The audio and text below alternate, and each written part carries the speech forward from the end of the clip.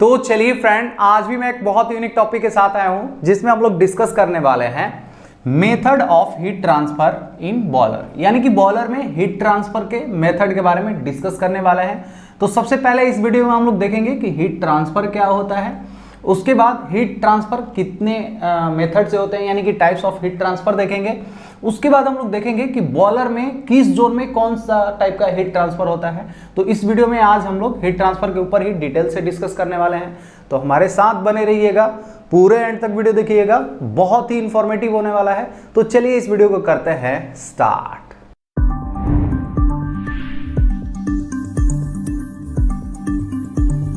तो चलिए फ्रेंड, अभी हम लोग इस टॉपिक को डिटेल से स्टडी करते हैं कि हीट ट्रांसफर क्या होता है और इसके मेथड। तो देखिए, हीट ट्रांसफर का मतलब क्या होता है, जैसे कि इसके नाम से क्लियरली पता चल रहा है, हीट ट्रांसफर यानी हीट का ट्रांसफर होना। जैसा कि हम लोग जानते हैं कि बॉयलर में हम लोग हीट प्रोड्यूस करते हैं, यानी कि हीट किस फॉर्म में रहता है, तो थर्मल एनर्जी के फॉर्म में रहता है। तो जब थर्मल एनर्जी वन प्लेस से दूसरे प्लेस तक मूव करे, तो किसकी वजह से मूव करता है, तो ड्यू टू टेम्परेचर डिफरेंस की वजह से जब मूव करता है तो उस प्रोसेस को हम लोग क्या बोलते हैं, हीट का ट्रांसफर होना। कभी भी आप बॉयलर में देखेंगे कि बॉटम साइड में हमारा क्या रहता है, हाईयर टेम्परेचर रहता है, यानी कि जहां पे हम लोग फ्यूल का कम्बशन होता है वहां हाईयर टेम्परेचर होता है। और जैसे जैसे ऊपर जाते हैं तो हमारा टेम्परेचर क्या होता है, लोअर होने लगता है, यानी कि हमारा हाई टेम्परेचर से लो टेम्परेचर तक हमारा हीट का ट्रांसफर होता है। मतलब हीट हमारा जो फ्लो करता है हाई से लो के तरफ फ्लो करेगा। तो ये क्या होता है, इस प्रोसेस को, यानी कि थर्मल एनर्जी जब वन प्लेस से दूसरे प्लेस तक जाता है ड्यू टू टेम्परेचर डिफरेंस, तो इस प्रोसेस को हम लोग हीट ट्रांसफर बोलते हैं। और ये जो हीट ट्रांसफर होता है वो मेनली 3 मेथड से किया जाता है। तो इसको हम लोग यहाँ पे ग्राफ बना करके कर लेते हैं। तो देखिए, सबसे पहला जो मेथड होता है उसको हम लोग बोलते हैं कंडक्शन। दूसरा मेथड जो होता है उसको हम लोग बोलते हैं कन्वेक्शन। और थर्ड जो होता है इसको हम लोग बोलते हैं रेडिएशन। आज इसी के बारे में हम लोग डिटेल से डिस्कस करेंगे। तो देखिए, कंडक्शन मेथड में क्या होता है, जैसे हमारा हीट का जो ट्रांसफर हो रहा है वो कंडक्शन मेथड में कैसे होता है। तो ये जो कंडक्शन मेथड होता है ये केवल सॉलिड में देखने को मिलता है, यानी कि जो भी हमारा सॉलिड सबस्टेंस है उसी में केवल आपको देखने को मिलेगा। अब इसमें होता क्या है, इसका फिनोमिना क्या है, जैसे कि हमारा ये आप पेन देख रहे हैं या कोई लोहा का रॉड देख रहे हैं, उसमें क्या होता है कि जब हम लोग जैसे मैं एक यहाँ पे रॉड बना रहा हूँ, और हम लोग एक चीज जानते हैं कि लोहे के रॉड में क्या होगा, इसके मॉलिक्यूल्स मौजूद होंगे। कोई भी सबस्टेंस जो है उसके अंदर क्या होते हैं, मॉलिक्यूल मौजूद रहते हैं। किसी मॉलिक्यूल या एटम की वजह से ही हमारा कोई भी मॉलिक्यूल रेडी होता है। ये अगर पेन की बात करें तो इसमें भी मॉलिक्यूल और एटम मौजूद है, जिसकी वजह से ये ऐसा दिख रहा है। तो जब हम लोग कहीं पे यहां पे मान लीजिए, अब हम लोग क्या कर रहे हैं, इसको हीट कर रहे हैं,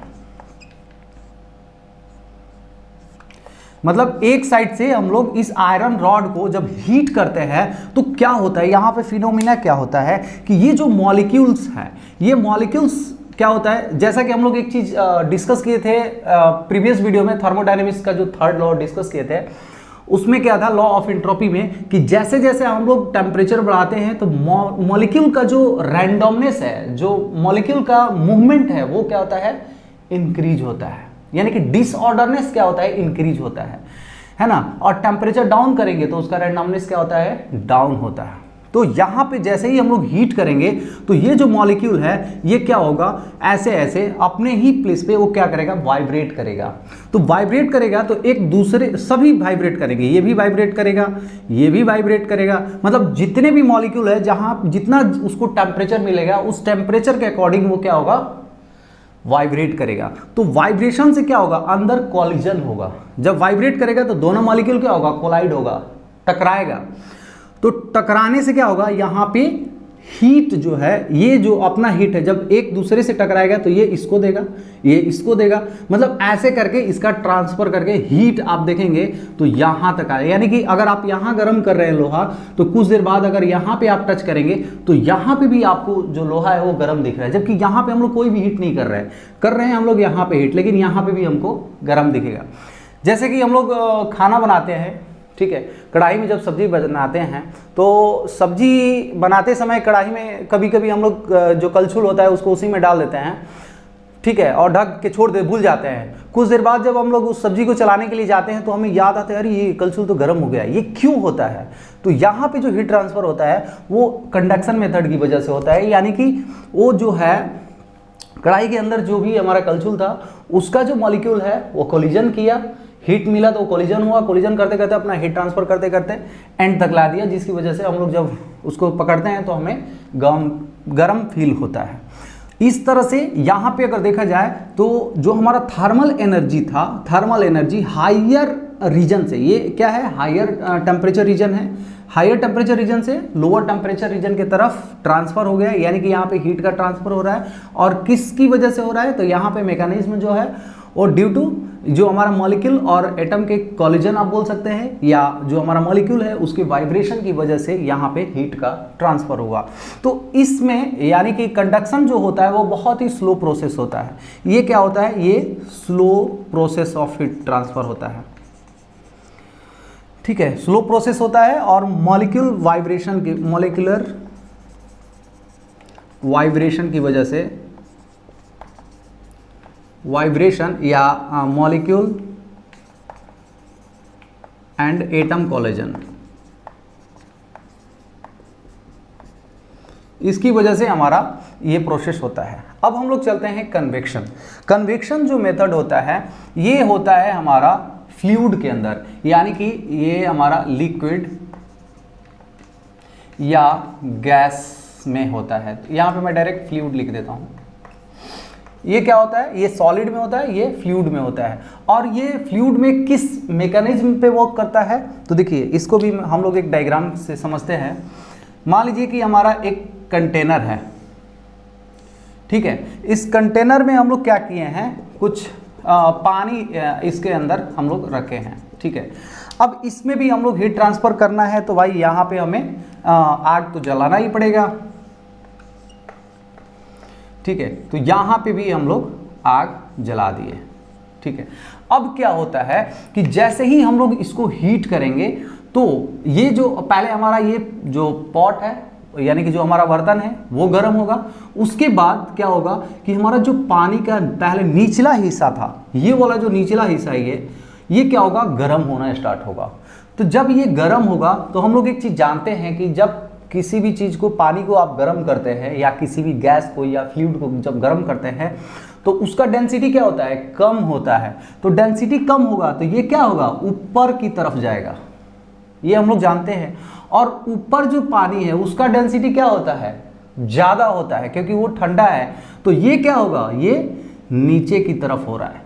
यानी कि जब हम लोग गर्म करते हैं तो हायर डेंसिटी वाला, ये जो लोअर डेंसिटी वाला हीट ट्रांसफर की वजह से हमारा पानी गर्म होता है तो लो डेंसिटी हो जाता है। तो लोअर डेंसिटी का पानी अपर जाता है और अपर डेंसिटी वाला जो पानी है वो नीचे आ जाता है। यानी कि यहाँ पे अगर देखा जाए तो एक सर्कुलेशन बन जाता है, यानी कि ठंडा वाला, ये गर्म वाला ऊपर जाएगा और ठंडा वाला जो है वो नीचे आएगा।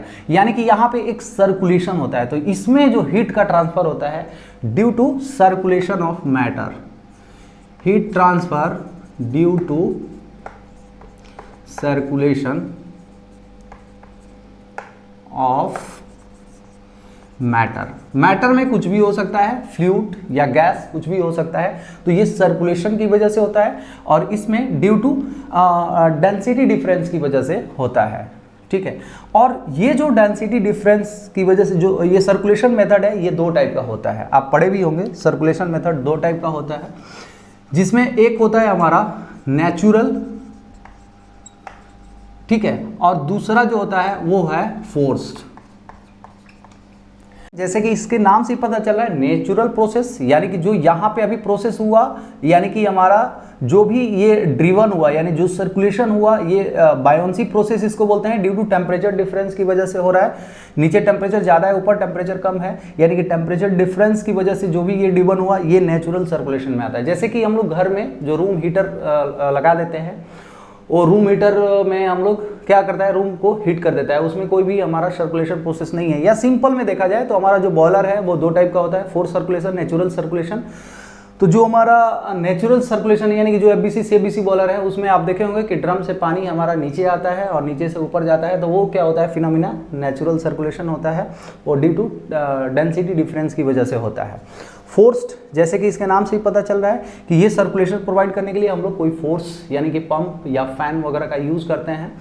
तो ये हो गया हमारा फोर्स सर्कुलेशन। बॉयलर में भी हमारा फोर्स सर्कुलेशन बॉयलर आता है। या एक सिंपल सा एग्जांपल की बात करें तो जो कंडेंसर होता है ना, कंडेंसर में हम लोग क्या करते हैं, फ्लूइड को पंप की मदद से फ्लो करवाते हैं और वहाँ पे हीट का ट्रांसफ़र होता है, तो वो भी एक जो है वो फोर्स सर्कुलेशन में आ जाता है। तो इस तरह से अगर इसमें हीट ट्रांसफ़र की बात करें, जैसे इसमें स्लो प्रोसेस था, तो इसमें क्या होता है, इसमें मॉडरेट होता है, मतलब इससे थोड़ा फास्ट होता है,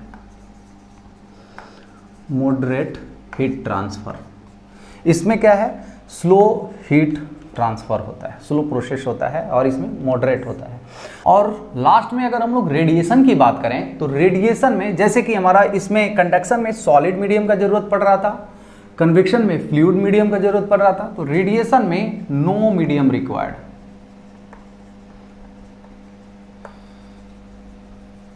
इसमें कोई भी मीडियम का जरूरत नहीं है। तो फिर यहां पे हीट का ट्रांसफर कैसे होता है, तो यहां पे हीट ट्रांसफर के लिए इलेक्ट्रोमैग्नेटिक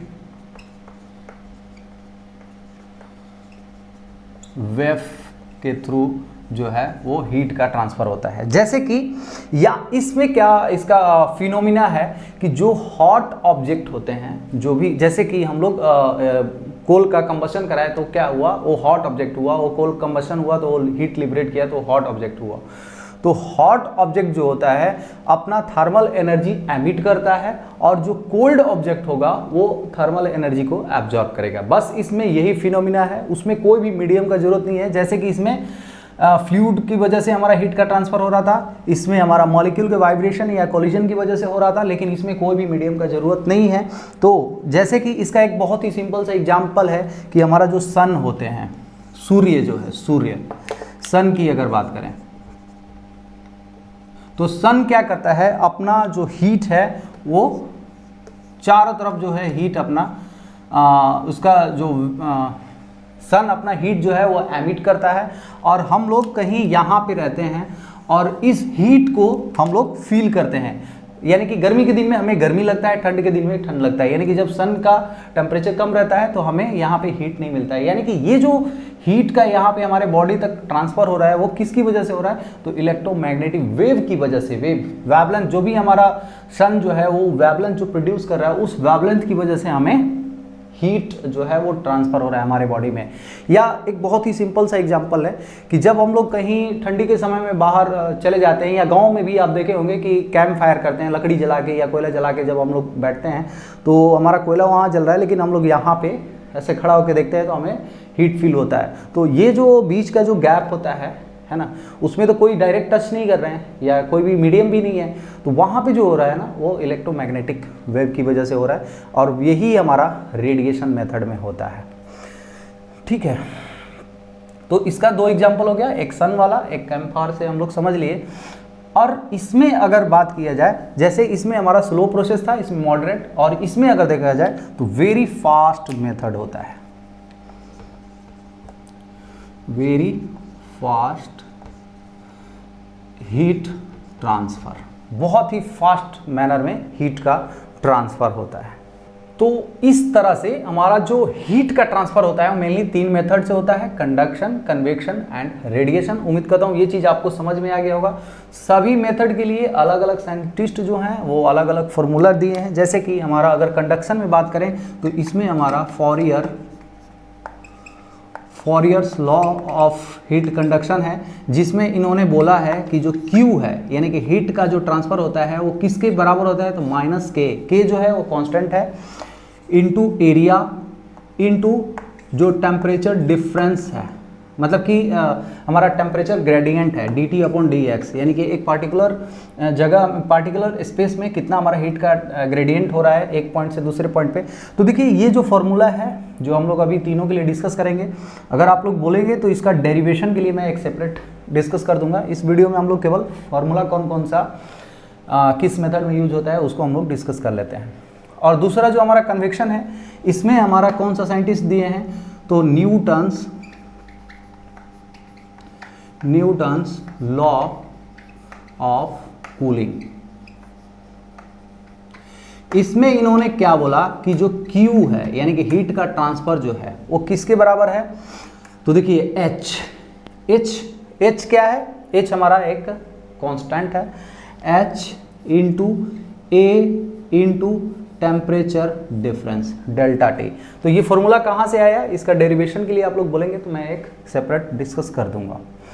और नेक्स्ट हमारा रेडिएशन के लिए अगर देखा जाए तो इसमें हमारा एक साइंटिस्ट है जो कि स्टीफन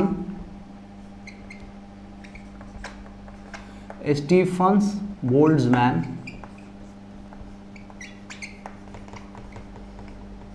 लॉ। इसमें इन्होंने क्या बोला कि जो हमारा Q है हीट ट्रांसफर जो होता है वो किसके बराबर होता है, तो पहले तो हमारा एक कांस्टेंट आ जाता है जिसको हम लोग सिग्मा बोलते हैं। उसके बाद एमिसिविटी यानी कि जो हमारा जो भी हमारा हॉट ऑब्जेक्ट है वो कितना एमिट कर रहा है या कितना वो एब्जॉर्ब कर रहा है उसका एमिसिविटी लेते हैं, और सिग्मा E और उसका एरिया कितना है, A कितना है, और इनटू टेम्परेचर का फोर्थ पावर। तो यहाँ पे हमारा T1 का फोर्थ माइनस T2 का फोर्थ। ये T1 और T2 का फोर्थ कहाँ से आया, इसका डेरिवेशन थोड़ा सा है, उसके लिए बोलेंगे तो मैं अलग से एक वीडियो बना दूंगा। तो इस तरह से हमारा कंडक्शन के लिए फॉरियर्स लॉ है जो कि ये दिया गया है, कन्वेक्शन के लिए हमारा न्यूटन्स लॉ ऑफ कूलिंग है जो कि ये फॉर्मूला बोलता है, रेडिएशन के लिए हमारा स्टीफन बोल्ट्जमैन लॉ है जो कि ये बोलता है। इस तरह से यहाँ पे हम लोग सभी के लिए जो फॉर्मूला है वो डिस्कस कर लिए। अगर आप लोग बोलेंगे तो मैं सभी के लिए कंडक्शन के लिए, कन्वेक्शन के लिए, रेडिएशन के लिए जो सेपरेट डिस्कस कर दूंगा, इसका जो प्रूफ है वो भी हम लोग देख लेंगे। अभी हम लोग देखते हैं कि बॉयलर में ये जो हीट ट्रांसफर होता है वो कहाँ कहाँ पे होता है। तो देखिए अगर हम लोग बॉयलर की डायग्राम की बात करें तो मैं सिंपल ही बना रहा हूँ ऐसे करके,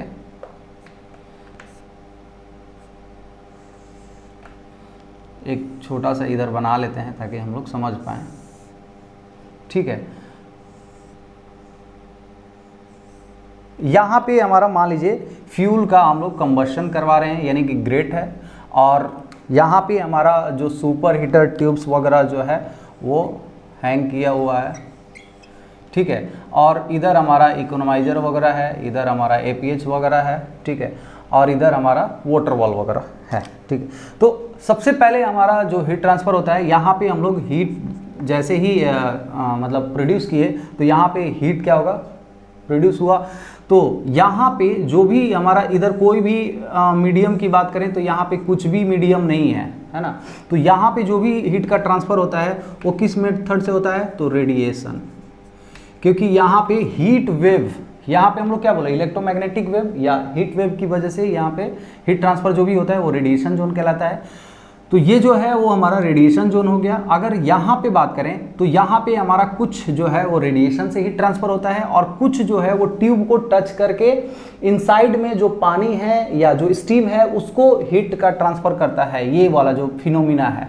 तो यहाँ पे हमारा रेडिएशन प्लस कन्वेक्शन जोन आ जाता है, और इधर का एरिया का जितना हम लोग बात करें तो ये क्या हो जाता है, तो ये सारा प्रोसेस जो होता है वो कन्वेक्शन में आ जाता है।